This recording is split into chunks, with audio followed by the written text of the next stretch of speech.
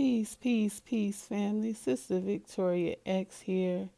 And we are going to start off this morning like we've been the past couple of days and get our reading in.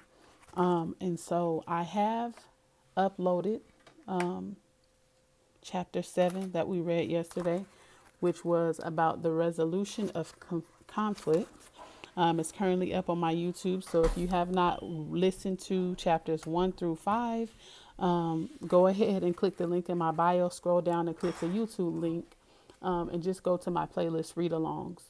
And so some of those chapters are the importance of communication, what a woman needs from a man, and what it means to be a helpmeet. So those were some really, really good chapters that we went over. So those are on my YouTube if you have not.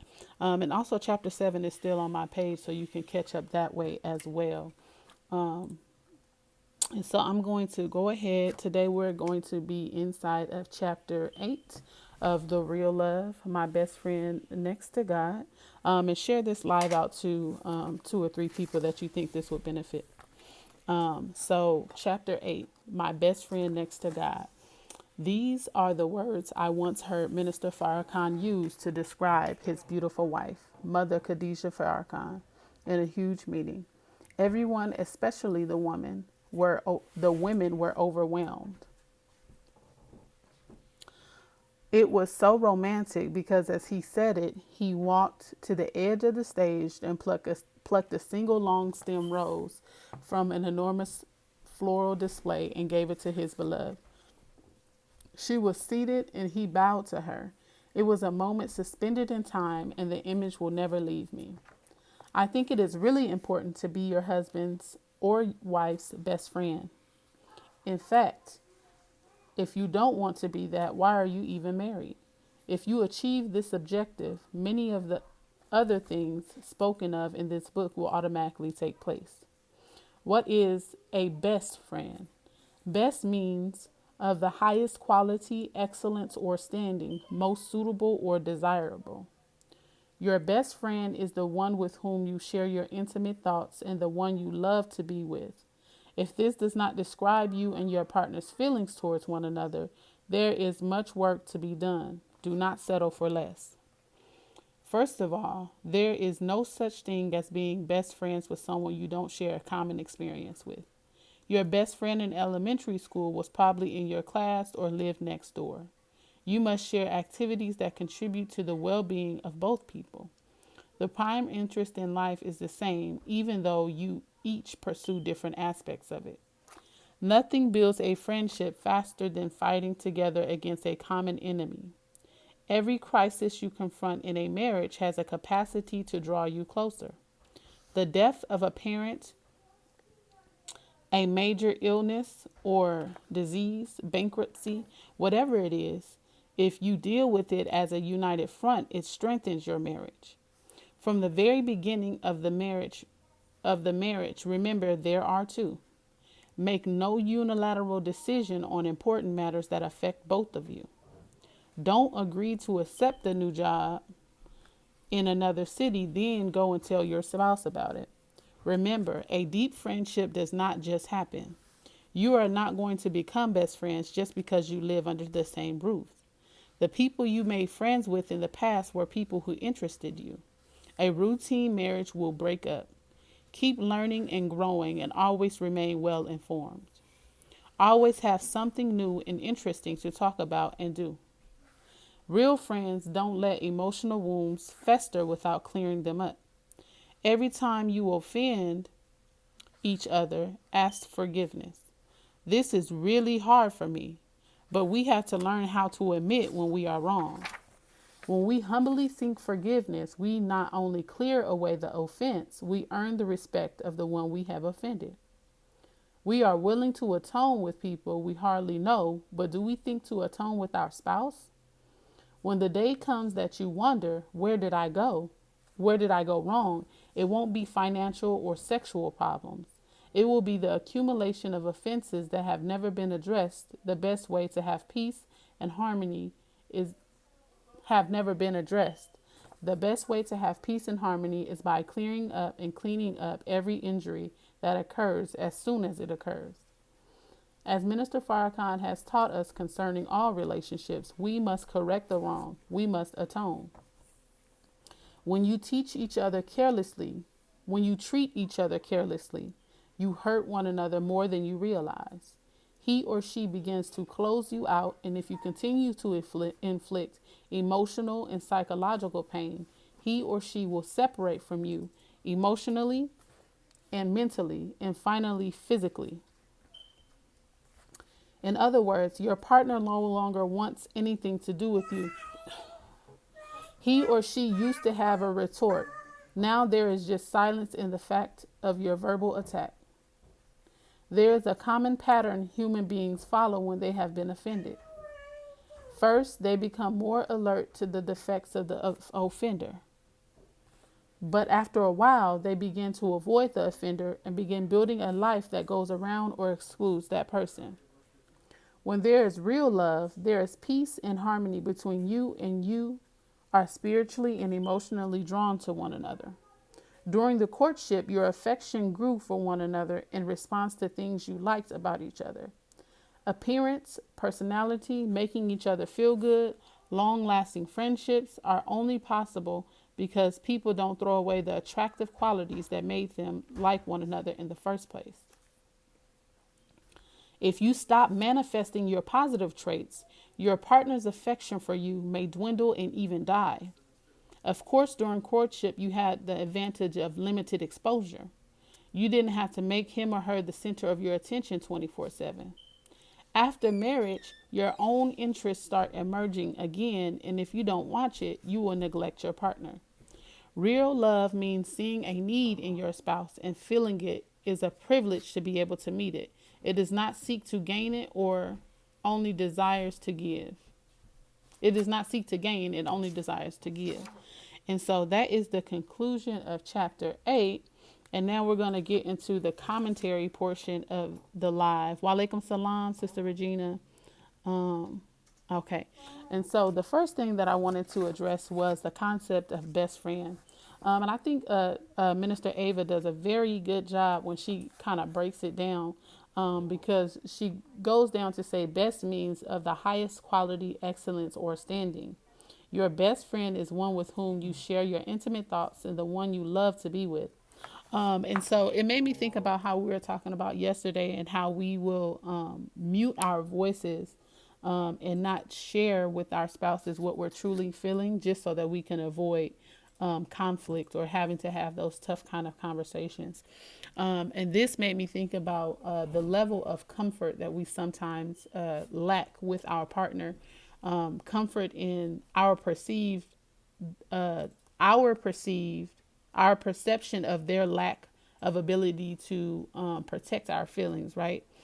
Because a lot of times we will censor ourselves and we'll censor the things that we say because we don't believe that our partner can appropriately handle the things that we have to say, or we know that we don't have the strength to restrain ourselves, right? We don't have the strength to restrain ourselves and be productive in the conversation. And so when we talk about your best friend is the one with whom you share your intimate thoughts, that means that there's definitely a level of comfort within the relationship. Because when I think about my best friend, letting go of fear of their reaction. Yes, ma'am. Yes, ma'am. Because when I think about my best friend, that's someone that I could just talk to. I could just say whatever. Of course, within, respect, because there's still a level of respect that you have with your friends. But that's just something someone that I'm just confident in. And I can just freely express my feelings without fear of judgment, and without fear of an inappropriate argument ensuing. And so I thought that was very good that she broke that down. And she basically really, it's like someone that you can share your intimate thoughts with. Because intimate thoughts in my mind makes me think of those things that sometimes we're afraid to share with other people from fear of judgment. And so that was beautiful. And I never even thought of it like that. Like, to a certain extent, I don't want to say to a certain extent because that's putting a limit on it, but our spouses should definitely be our best friends. because I mean, that's the person we're hoping to spend the rest of our lives with. So ideally, we should be able to share our intimate thoughts with them. And so next, she goes into the concept of friends are usually someone that you share a common experience with. And it made me think about personally how sometimes our interests per se don't necessarily align with our spouses. And so sometimes, even though we don't like something that our spouse is doing, we'll compromise and do it just for the sake of getting closer to them and getting more understanding from them, right? And I know that I've lacked in that because I know that my husband has this, I don't want to say obsession, but he does like anime, right? And sometimes I do find that I try to watch the show with him. Um, but I don't know, like it's nothing wrong with the show because the show has really good lessons. You learn a lot from watching the show. I don't know, maybe I just can't get over the idea that it's not a cartoon, it's an animated show. But sometimes we just do things with our spouse that we don't necessarily like. Like I know he's told me before that we watch TV together, but he doesn't always want to watch TV, but it's a part of our bonding time, right? And so we have to learn to create common experiences within our relationship that both people feel like they're being mutually benefited from. That's part of the trust you have with each other. No one wants things used against them later. That's true. No one wants to be held accountable. I don't want to say held accountable, but no one wants to be constantly reminded of times when they were weak and made mistakes. Um, Okay, and then it goes into you must share activities that contribute to the well-being of both. The prime interest in life is the same, even though you each pursue different aspects of it. I thought that was so interesting because we have to really sometimes sit down and think like, what's the end goal, right? It says that the prime interest in life is the same. So have we really took the time to sit down and think about like what is the goal for our family? Like what are we striving to do? And of course we both have different lanes, so what we will do, like she said, the aspects in which we pursue them may be different, but we have to first set a common goal, right? And I've thought about doing that before, especially I had gotten the private banking blueprint from Jake Taylor. And what a lot of people don't know, or maybe they just overlook or whatever, but that private banking blueprint is actually the a family blueprint, right? I've heard Jake talk about it multiple times. He literally used that book to plan out the blueprint for his family. Him and his wife sat down and used that book to literally plan how their family will go, right? And when I got the book, it's literally spelled out. What is your family theme? What is your goal? What are even down to what are your family colors, right? Because sometimes in order to get in alignment with the vision, we have to be able to physically see it and we have to be able to visualize ourselves in that space. And so it really does a very good job of asking the questions that if you write them down, by the time it's over, you'll literally have a blueprint and a code of conduct for your family. And so I thought that was very genius, especially when I got the book. I was like, okay, this book is really doing some things. And it's so interesting that now I think for the next 10 days or something like that, he's actually offering that book inside of the wealth bundle. So if you're someone that's been looking for a little bit of guidance, of course, within, your spouse is someone that you should definitely consult. But if you're looking for something that will help you really like be able to view your family, and be able to actually write down what the goal is, how you plan to achieve the goal, and really set up your family blueprint, then I would suggest you definitely consider getting the wealth bundle. It's normally like $249 or something like that, but I think for the next 10 days or something, it's $127. So I did click that link. I did put the link in the first link in my bio. So if that's something you're interested in, it's definitely in there. But you also get like 30 free courses, which is a walkthrough of the book. And then you also get the book We Are Sick, which is basically helping you to identify your money, how you understand money, and then it gives you the level of cancer you currently are as it equates to the thoughts that you have of money. So I think that bundle was really good. We Are Sick, the blueprint, and then also the 30 course class that walks you through it, and that's all for 127. So the link is in my bio. It's the very first button. And then we're going to go ahead and get into the next point that she brings up. Nothing builds a friendship faster than fighting together against a common enemy. Every crisis you confront in a marriage has a capacity to draw you closer. Now, that also reminds me of yesterday when we talked about how when you argue in the best of manners, you attack the issue and not the person. And so when we talk about building a friendship with a common enemy, those are the issues that we often face, right? When we get into arguments or we get upset or we experience difficulty, whether it be financial or spiritual, it brings you closer if you guys know and feel that you're attacking whatever it is that has caused this disruption in the harmony of your family versus attacking each other. So I thought that was a very good point out there.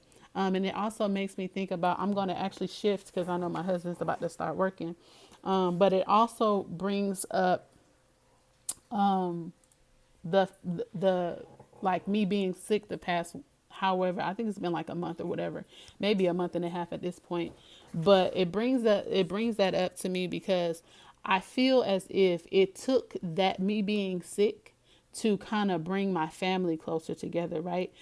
Because as I was sick, my husband had to take on different kind of responsibilities, and then as I'm getting better, we're working together to kind of feel or fix whatever broke down. So I definitely believe that when we go through extreme hardships that really keep your mind focused on what the issue is versus on what the person has done or is doing, it really does strengthen your marriage and it strengthens your unity. The same thing with friendships. And I think sometimes we've gotten to the point where we just haphazardly and prematurely throw away friend relationships with people. Like we'll get into one disagreement with a friend and that's it. Oh, what they say? I'm protecting my peace. But it's like, come on now, like it wasn't that deep. It wasn't that deep for you to end your friendship with someone over a disagreement. So I definitely believe that disagreements and trials bring us closer to one another. And I want to actually go back for a second. Okay, here we go. The next point that she was talking. Yes, ma'am. I experienced that with my health battles. It's nothing like when you are on the brink of death. A lot of things just do not matter that much. A lot of things is like, was I really tripping about this? Did I really waste my life force thinking and arguing and bickering about this, right? Um, and so the next thing that she goes into is a routine marriage will break up. Always have something new and interesting to talk about and do. Now, I need you guys to drop some suggestions of new things that you do in your relationship to keep it from being routine. Because I definitely believe that to a certain extent, me and my husband have a very routine relationship. And although people like scorn you and they down you for blaming the children, but I mean, like, how much can you really do with your spouse when you know you have multiple children and you don't really have any family support that you can trust in that way?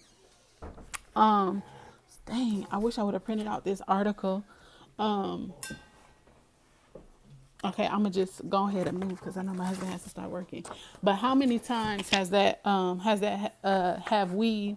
Okay, I was saying that we will get scorned and people will look down on us for saying that the children are the reason for this. But we gotta be realistic, right? Because the truth of the matter is you can't really do as much when you have, like I said, multiple children and you don't really have a support system like that. But right now, this is my strength as well. That is my struggle as well. So y'all go ahead and y'all veterans in the building, go ahead and drop some comments. How y'all keep y'all relationships spicy and new? They say always act like you dating. So go on and drop y'all words of wisdom. y'all words of wisdom in the comments. Um, and so that's definitely something I'm gonna be looking into, because especially with COVID, a lot, even the other people, even other married people that have had, we go traveling, we go da da da da, they've had to readjust what is new and what is spicy and what is fresh, because we know we are no longer going out as much, and we no longer are flying here and flying there. So that is a very interesting conversation. I'm gonna look up some of that stuff and share what I find. And then she goes into, each time you offend each other, ask for forgiveness.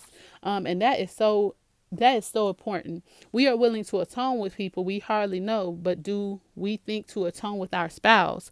We haven't dated since COVID. Man, COVID messed up a lot of things.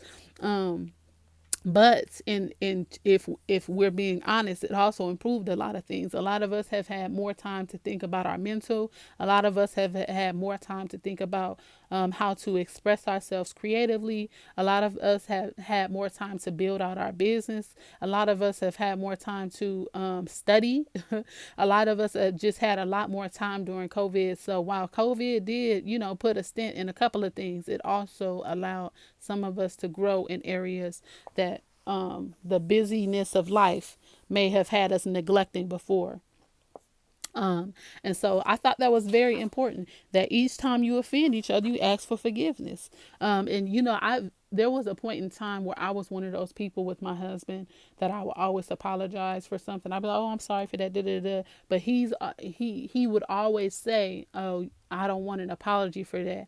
I want to see it in your actions," right? But the truth of the matter is, even if he says he doesn't want the apology, if I know that I offended you, I will apologize, right?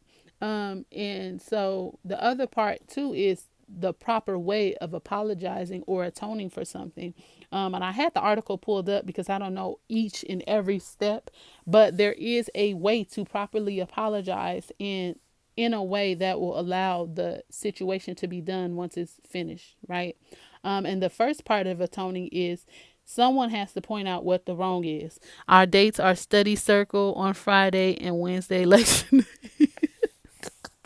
Sis said we be up in there dressed to the nine, okay?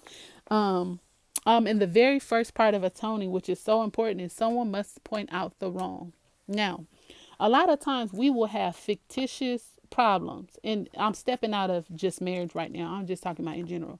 Sometimes we will create problems with people in our head that don't be real, and then when it comes time to try to atone for something, all of a sudden we can't even do the first step of atonement. We can't even get through the first step of atonement because there's no real problem. We can't even say, no one can say, "Oh, well, I don't." Everybody talking about, "Well, I don't know what the problem is. I don't got no problem with you." Assalamu alaikum, sister. Oh, Queen Sister Fatima in the building. Um, and that's the problem. So that's the other part of that's the very first and most important part of atoning, is being able to identify a problem. And sometimes we have to look at ourselves and realize that we are the problem, and we created a problem in our head that we can't even say out. Sometimes we create problems in our head that we can't even say out loud because we're so embarrassed that we created that problem, right? And so once I got sick, there was a one of my sisters that I just had a fake problem in my head, and I couldn't even verbalize what the problem was, because there was no problem, but I really felt like there was a problem, right? I don't know if it was like fake tension. I don't know if I was jealous. I don't know what was going on with me, but after I got sick, a lot of stuff just do not matter. Like a lot of things that we spend our energy on, it really does not matter. And so like on the other end of getting out of the hospital and having to do this and having to take these, it's like that I could literally see her right now, and it would be all love, because I had to realize that I was the problem. When it says someone must point out the wrong, I was the wrong. So the whole time I'm sitting here having a whole conversation or having a whole feeling about someone with myself, and they just going on merry about their life. So sometimes we just have to there is no atonement that needs to be, the full atonement process doesn't even need to be gone through, because we are the problem and it only exists in our head. So we got to figure out what's going on within ourselves and then fix that. But I thought that was very important, because we will beg a friend. We will go out of the way to apologize. We will go out of the way to give them gifts when we are wrong, when we wrong someone that is other than our spouse, a friend, a family member, even sometimes our children. If we wrong them, we apologize real quick and be like, "Oh, you want your favorite? Whoop de whoop." But when it comes to our spouses, for whatever reason, it just be a a long delayed pause when it comes to apologizing and addressing the wrong, especially when we're in the wrong. It's easy for to start the atonement process when we feel like they in the wrong. Oh, that's the easy part. That's easy. Let's talk about this. Let's talk about what you did. But when it's about us, hey Denise, thank you for tuning in. When it's about us, oh, that atonement process will come way down the road. So I thought that was beautiful that she mentioned that, because sometimes we'll know it, but then it's not until someone puts it in our faces like, okay, you need to get your act together because you're acting out. Um, and so the next thing she goes into,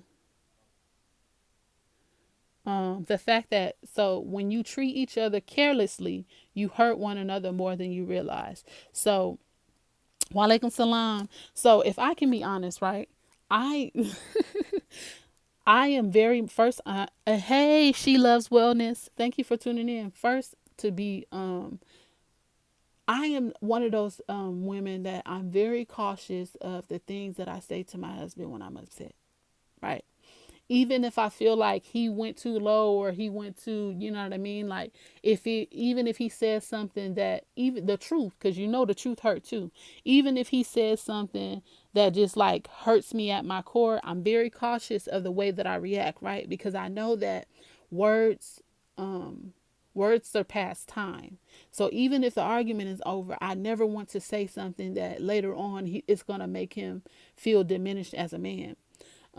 But sometimes we are very careless with the way that we handle our spouses, especially us women to men, because a lot of times we perceive our spouses to be emotionless. And now, if this is not your story, then this is just not your story. But for me, like sometimes it just feels like my husband lacks emotion. And it's not that they lack emotion, it's just they not emotional like us. Like they don't have to do all the extra stuff to feel emotion. And sometimes I have to remind myself about that. And so we should always be mindful of the language that we use, especially when we're being emotional. Because even though they don't outwardly show the pain, they still hurt. Right. And once we continuously inflict that type of internal pain on our spouse, then that's when it starts coming to they're disengaging emotionally, they're disengaging mentally, and then all of a sudden we're getting a divorce or we're separating and we don't even know why, when the truth of the matter is we've been planting seeds of pain all this time. And then we don't pay attention to the clues as they're departing. They're not around you as much. They don't sleep in the bed with you as much. They're not at home at night as much. And then when you argue, it seems like you arguing with themselves because they are not engaging. And then we get to divorce and realize, oh, okay, now all the signs are clear. And then when there is real love, there is peace and harmony between you, and you are spiritually and emotionally drawn to one another. And then she ended off the chapter with, real love means seeing a need in your spouse and feeling it is a privilege to be able to meet it. It does not seek to gain, it only desires to give. And I can truly say that that last part is, is the definition of my husband, because he just gives. Um, and, I have to work on my giving part. Um, because I've gained a lot. And then it says real love seeks seeing your spouse in need, right? Because you know how we are, y'all. We get, I don't know, like it excites us to be able to, it excites us to be able to fulfill our partners, right? If they even down to if my husband, needs water, if I need to go downstairs to get him some water, that's exciting to me because I know that now he won't be thirsty. Just little things like that. So I'm glad that she's bringing these things up just for us to be more mindful about the way that we care for our partners, even in friendships, right? If you see that your friend is in need of something, like I'm always checking on my friends. I mean, you know what I mean? I have more virtual friends than friends in my physical, circle. But I'm always very mindful. I'm always very watchful of the temperature changes, the moods, if they post in a certain way, or if they being if their voice tone is different, you know what I mean. I'm very mindful of those type of things, and I try to check in when I can. But it's very important that we seek to give versus receiving. And so that is chapter 8 of My Best Friend of Real Love. The chapter is called My Best Friend Next to God. Chapters 1 through 7 are on a YouTube playlist. So if you want to catch up on that YouTube playlist, go ahead and click the link in my bio, scroll all the way down, click the YouTube icon, and it will be on the YouTube playlist read alongs.